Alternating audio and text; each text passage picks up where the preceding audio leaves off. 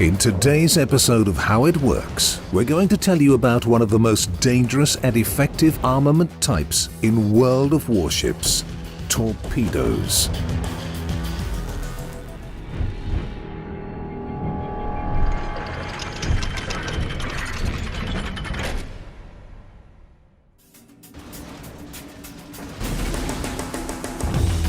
There are two torpedo types in our game, standard and deep water torpedoes. The former inflict damage on all ship types. The latter differ by their lesser spotting range and can damage only cruisers, battleships and aircraft carriers. However, destroyer Arsa stands out because her deep water torpedoes can damage only battleships and aircraft carriers. Torpedoes act like HE shells because they inflict damage with an explosive wave, and the mass of their warhead allows them to ignore any armor. However, armor reduces the damage caused by torpedoes. That's why a torpedo inflicts a sixth of its damage to the part of the ship that it hits, plus a sixth of its damage to the hull. Let's demonstrate this. We'll take Fuso for instance. No, let's leave it alone for a while. Let's take Alabama. A torpedo from British cruiser Minotaur hits Alabama's forward end. It has 2,900 HP. If a torpedo hits Alabama's forward end, it will be destroyed. 2,900 plus 7,755 HP is subtracted from the hull's HP pool. Total 10,655, but we'll see another number in the game, 10,728. Where does this extra 73 HP come from? The thing is that a torpedo has a cube-shaped effective explosion area, like any HE shell. A torpedo's cube is the size of a battleship's HE shell cube. The main difference is that the torpedo cube damages all ship parts within its coverage. The damage depends on the overlapping volume of the cube and a ship's part. Therefore, the maximum torpedo damage is the sum of the damage dealt to a ship's part and the hull, plus the maximum damage caused by the explosion wave cube.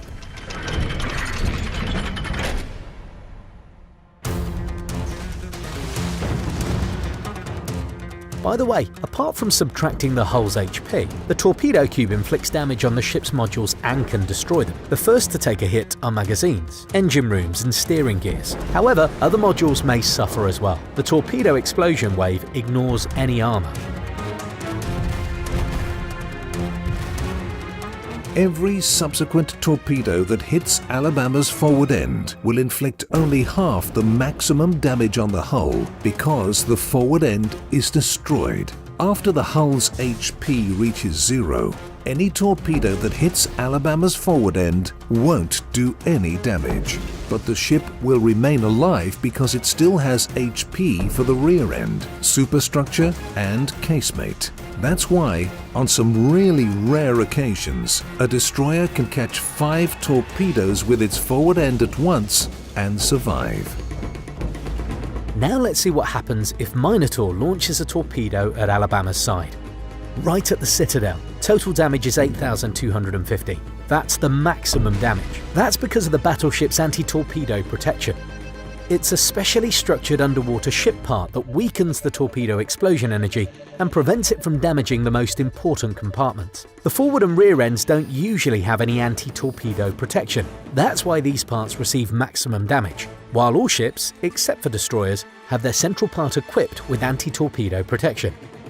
Alabama's anti-torpedo protection absorbs 49% of the torpedo damage. That's why the Citadel receives so little damage. Actually, the damage from the torpedo cube will also be added. You can see the anti-torpedo protection of your ship in the port in the Survivability tab. The ships with Repair Party restore the HP lost from torpedoes the same way as from shells. It all depends on where a torpedo hits. All ship parts, except for the Citadel, have the same recovery coefficient. When talking about Alabama, the coefficient will be 0.5, and the Citadel's coefficient will be 0.1.